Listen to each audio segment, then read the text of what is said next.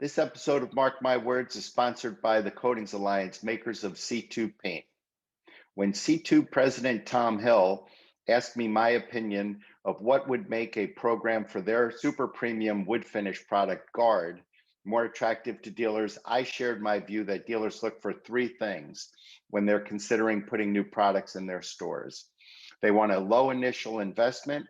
They don't want to have to spend any money on equipment, and they want to know that if the program is not successful, that they can send the product back. And so that's exactly what C2 put together in their program for Guard. I only wish my daughter Buckwheat would listen as well. So if you're interested in hearing more about this program, you can do one of two things. You can go to c2dealer.com to read more, or you can email Tom Hill yourself and ask him any questions you have. That's th4 at c2paint.com.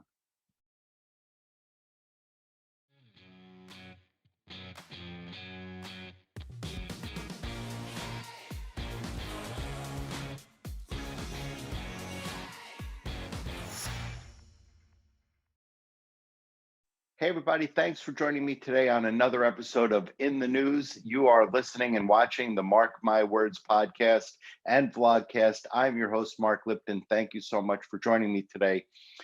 When the town of Medina, Ohio was founded in 1818, it was originally, believe it or not, part of the state of Connecticut. It was originally named after Mecca, that's Islam's holiest city in Saudi Arabia. But when it was discovered that Ohio already had a town of Mecca, the town was renamed to Medina in honor of Islam's second holiest city. Now, Medina, of course, is no longer part of the state of Connecticut, and it is the home to the country's fourth largest paint manufacturer, and that's RPM. To dealers, RPM means Rust-Oleum and Zinsser, but the conglomerate also owns such brands as Carboline, DAP, and Modern Masters. With pandemic-driven demand for coatings remaining strong, RPM recently grew into a spot on the Fortune 500.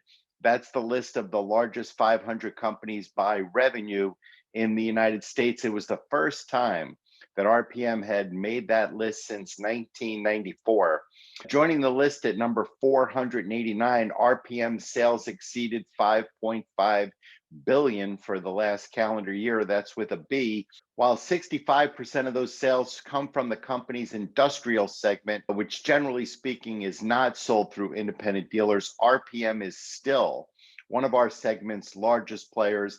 There's probably not a dealer listening to this or watching this right now that does not stock at least some RPM products between the Zinsser, the Modern Masters, the Rust-Oleum, the DAP. There are lots of choices. These brands are all through most independent retailers' stores.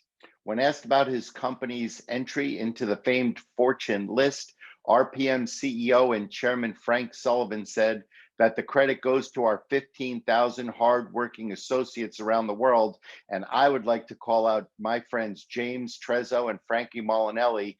That is for you. In my experience in my stores, Rust-Oleum, Zinsser before them, RPM employees were among the best trained that called on me when I was working behind the counter at Tremont Paint. And so this sort of outcome does not surprise me. RPM has always made fabulous products. They've always been priced very competitively in the channel, and they've always had excellent support for their dealers. So congratulations to Frankie and James and the rest of my friends at RPM for making it into the Fortune 500 this year. On another topic, while the pandemic has brought large sales gains to dealers of architectural paints, dealers of industrial products have had a rougher road. With many facilities closed or requiring reduced staffing to allow for social distancing, industrial coating sales struggled in the first several quarters of the pandemic. Price increases have also been a challenge in this segment, with dealers seeing as much as 30% increases in some product families. But as the economy has begun to normalize and the effects of the pandemic are starting to ease, dealers in the industrial segment are beginning to see their businesses rebound. While much of the volume in this multi-billion-dollar segment does not go to independent retailers, dealers, particularly in wood finishes, which is considered part of the industrial segment, are seeing large gains as people now working from home spend time and money to refinish or buy additional furniture and wood items for their homes and offices, which they are now spending more time in. Chris Bradford, Global Market Director of Industrial Coatings for AkzoNobel, shared that while demand has returned, that a perfect storm of supply interruptions, global shipping issues, and the challenges of restarting manufacturing have heavily impacted both raw material availability and pricing. Dealers in the industrial and wood finishes market should expect continued price inflation, which may be significant for the remainder of 2021. On to color. In 2009, researchers at Oregon State University discovered a new blue pigment. It was the first new blue pigment discovered in over 200 years. And in mid-2020, the pigment was approved by the EPA for commercial use. While its use is far from widespread, paint makers are beginning to find uses for this new pigment, which is more vivid than cobalt and Prussian blue. Here in the US, Golden Paintworks is already offering products made with this new pigment called Yinmin Blue, and they're offering them as special order as part of their artist collection. Despite some chemical and light reflective properties that are advantageous to coatings making, it's likely that this pigment is too rare to be of significant commercial value. A quick internet search showed me that a 1.3-ounce tube of artist paints made with Yinmin Blue is currently selling for $180 online. For those who have been following me for a while, you're familiar with the Farnsworth Group. The Farnsworth Group is the market research organization that specializes in our segment. They recently released the last installment of their COVID tracker. That's for the DIY consumer behavior. Since the beginning of the pandemic, they've been coming out with a monthly and more recently quarterly reports on consumer behavior and the effects of the pandemic in our channel. They're wrapping that up now with over 60% of the last survey respondents stating that they were vaccinated. It's fair to say that they are going to change their tracking more to post-COVID than COVID. One takeaway from this final installment of their DIY COVID tracker, of those who polled who had answered that they started a home improvement project in the last 30 days, 43% stated that the impacts from COVID caused them to do this specific job, which they had not been considering before the pandemic. A year ago at this same time, that number was only 14%. So early in the pandemic, people were not as inclined to rush out and repaint and do other things. And now that the pandemic has reached into its later stages and it's starting to look like work from home is becoming a thing for so many of us, people are changing their buying patterns and they're spending more money on their homes and on their homes' offices to get them prepared for a life of being around the house more often. So while the pandemic fades, consumers are still making home improvement decisions based on the effects of the pandemic. It's likely that this level of demand will be with us for a while. In-store purchases seem to have returned, with 89% of respondents stating that they had made a purchase in store for a project that was currently going on. But what is interesting is that 48% responded that they made a purchase online. This behavior is consistent and steady and does not look at this point like this trend is going to change back. Dealers, even dealers seeing large traffic flow into their stores, should consider a significant online presence. That's where their customers, particularly on the B2B side, with information that I've seen in other work that the Farnsworth Group has done.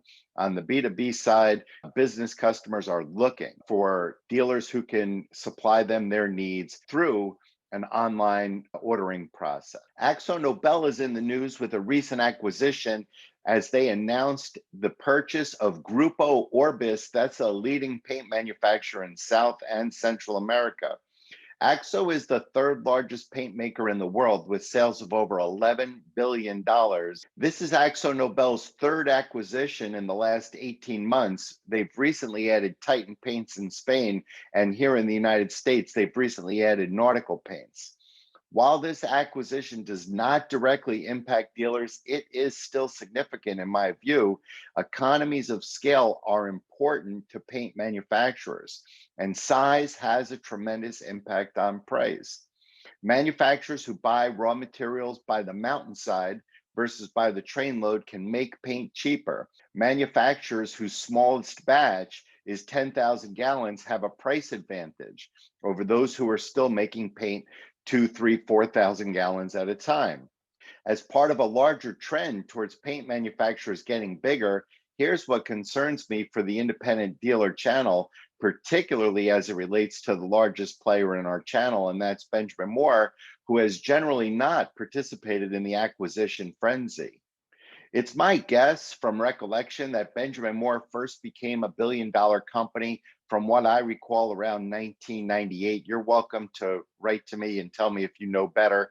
At that time, Benjamin Moore would have been at the higher end of the bottom half of the world's top 10 paint makers. Again, from my recollection, I'd probably put them at 7, 8, or 9, somewhere around that time. And they were about 1/5 of the size of the largest paint maker in the world, which at the time still would have been Sherwin-Williams. This year, Benjamin Moore revenues are likely to be in the $1.5 to $1.7 billion range, which puts them in the bottom quarter of the world's top 20 paint makers size-wise. This year, Benjamin Moore revenues are likely to be in the $1.5 to $1.7 billion range, which only puts them in the bottom quarter of the world's top 20 as far as size of paint manufacturers. Equally as concerning as their slide from the bottom half of the top 10 to the bottom half of the top 20 is the spread between Benjamin Moore's size and the size of the other manufacturers in the space. As I mentioned earlier, back in 1998, when they would have first made their billion for the first time, they were about 1/5 the size of Sherwin-Williams. This year, I expect Sherwin-Williams to be 15 times more sizable than Benjamin Moore. And so dealers should keep an eye on this segment of the news. This is an important piece, not so much as it affects our lives day to day, but it is an important piece that tells the story of the trend of how our segment of the economy and how our segment of this market is likely to do. The long-term effects of widening spread between manufacturers who supply the larger market and supply this channel may be significant for dealers. If the world's largest paint makers continue to grow at a rate significantly faster than dealers and the manufacturers who supply dealers, then dealers may find themselves at a competitive disadvantage, maybe even more significantly than they feel now. My final story of the day is from Pittsburgh, where PPG has announced that they are seeking approval for an antimicrobial paint which kills the coronavirus. Based on Corning's glass ceramic technology, which can kill 99.9% of the virus which causes COVID-19, in testing, the product showed that it maintained its virus-killing properties through 6 years of scrub tests. We know that more than ever, our customers are seeking multiple layers of protection as they navigate the COVID-19 pandemic, said Michael McGarry, chairman and CEO of PPG, in a prepared statement. Following registration with the EPA, we look forward to launching a paint in the coming months that contains Corning's Guardian, providing customers with an additional safeguard from the coronavirus in areas that pose a higher health risk. So that's it with the news from our segment for the week. Thanks so much for joining me today. I'm Mark Lipton. Like, subscribe, and I'm looking forward to seeing you the next time.